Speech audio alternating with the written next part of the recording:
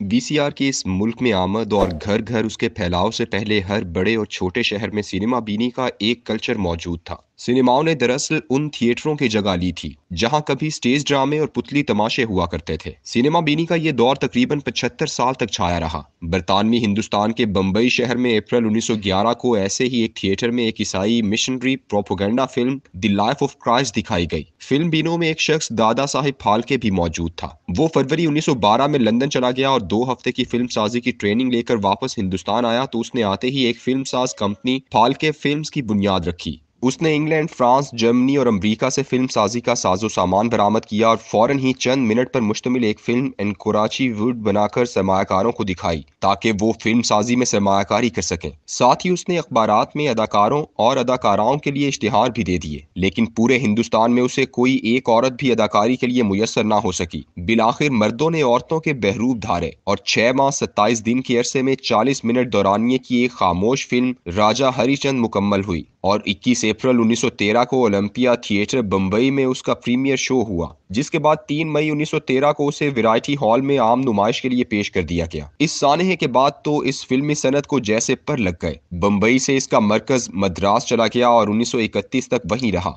लेकिन पहली बोलती और गाती फिल्म आलम आरा जब 14 मार्च 1931 को बम्बई के मैजेस्टिक सिनेमा में दिखाई गई तो उस वक्त तक बड़े सगीर के तूलो अर्ज में सिनेमा घरों का एक जाल बिछ चुका था। हर इलाके के सरमायाकार फिल्म साजी में अपना सरमाया लगा रहे थे और खूब कमा रहे थे। खामोश फिल्मों के जमाने में ही 1929 में लाहौर के अब्दुल रशीद कारदाद ने हुस्न का डाकू नाम से फिल्म बनाई और उसके लिए उन्होंने एक अमरीकी अदाकारा आयरिस क्रॉफोर्ड को भी कास्ट में शामिल किया। उन दिनों भाटी गेट लाहौर में एक सिनेमा दीपक के नाम पर था जहां ये फिल्म 12 जुलाई 1930 को दिखाई गई। सिनेमा घर हर शहर में मौजूद थे और उन पर न सिर्फ बम्बई बल्कि हॉलीवुड से भी फिल्में लाकर नुमाइश के लिए पेश की जाती थी। हर शहर में फिल्म बीनी का एक कल्चर था। लातादाद ऐसे नौजवान थे जिन्हें फिल्मों के तमाम डायलॉग अजबर याद हुआ करते और वो उन्हें फर फर सुनाते फिरते। जो पहले फिल्म देखकर आ जाता वो उसकी कहानी सुनाने के साथ साथ अदाकारी और मूसिकी पर भी सैर हासिल तबसरा करता। फिल्मों की तशहीर के लिए 3 जराए इस्तेमाल हुआ करते थे। एक तो अखबारात में कास्ट की तस्वीरों के साथ इश्तिहार शाया करवाए जाते। दूसरा शहर के चौकों चौराहों, नुमाया मकामात और बिजली के खंभों पर पोस्टर लगाए जाते। जबकि तीसरा तशहीरी जरिया तांगा होता जिसके चारों तरफ फिल्म के पोस्टर लगा दिए जाते। अंदर एक ढोल या नफीरी वाला बैठा होता जो मुसलसल अपना साज बजाए जाता। थोड़े थोड़े वक्फे से तांगे में बैठा एक शख्स एक भोंपू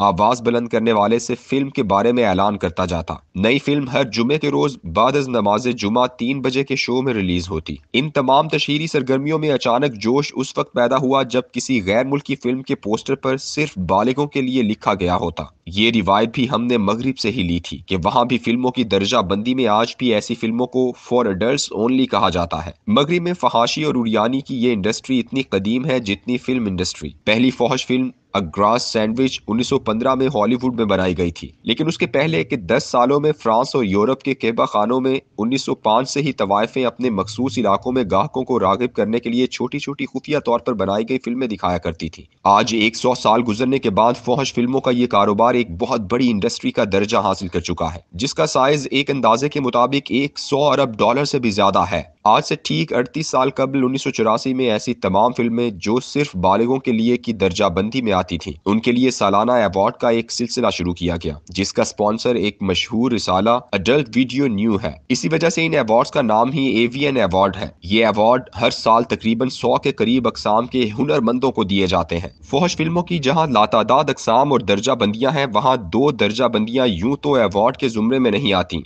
लेकिन दुनिया भर में इंतहाई शौक से देखी जरूर जाती हैं। ये दोनों अकसाम हैं छुपे हुए कैमरे से बनाई गई वीडियोस, हिडन कैम वीडियोस, या फिर जासूस कैमरे की वीडियोस, स्पाई कैम वीडियोस। हैरानकुन बात यह है कि इन दोनों अकसाम में ज्यादातर वीडियोस मगरिब में नहीं बल्कि मशरकी ममालिक में बनाई जाती हैं और पाको हिंद दोनों मुल्क इस फन में दर्जा कमाल रखते हैं। ये वीडियोस किस लिए बनाई जाती हैं और कौन बनाता है? उमूमन इन वीडियोस का मकसद किसी को ब्लैकमेल करना होता है, किसी को बदनाम करना या उसकी शोहरत दाव पर लगाना होता है। ये फिल्में होटल के कमरों, मुलाकातों के महफूज मकामात, नेट कैफों और बाज़ औक़ात किसी के ज़ाती बेडरूम तक रसाई हासिल करके बनाई जाती हैं। जिस औरत या मर्द की ये वीडियो बनाई जाती है, अव्वल तो उससे सरमाए की वसूली की जाती है या फिर उसे किसी खास काम के लिए मजबूर किया जाता है। ये काम मुआशी, मुआशरती और सियासी हर किस्म का हो सकता है। अगर किसी शख्स के बेडरूम या ज़ाती मकामात तक रसाई मुमकिन ना हो तो फिर उसके टेलीफोन रिकॉर्ड किए जाते हैं। उन टेलीफोन कॉल्स की भी फुहश वेबसाइट्स में एक दर्जा बंदी मौजूद है जिसे प्रैंक कॉल्स कहा जाता है और उसके तहत लाखों रिकॉर्ड की गई कॉल्स मौजूद हैं। ये तमाम वीडियोस वेबसाइट तक महदूद हैं और जो वहां जाना चाहे वो जाकर देख ले। लेकिन पाकिस्तान शायद वो वाहिद बदकिस्मत मुल्क है जिसमें इस धंधे और गलीजो करीह काम को अवामी पजीराई और अवामी लज्जत और रुसवाई के लिए भरपूर तरीके से इस्तेमाल किया जाता है। पाकिस्तान का हर मुहज्जब, बाकमाल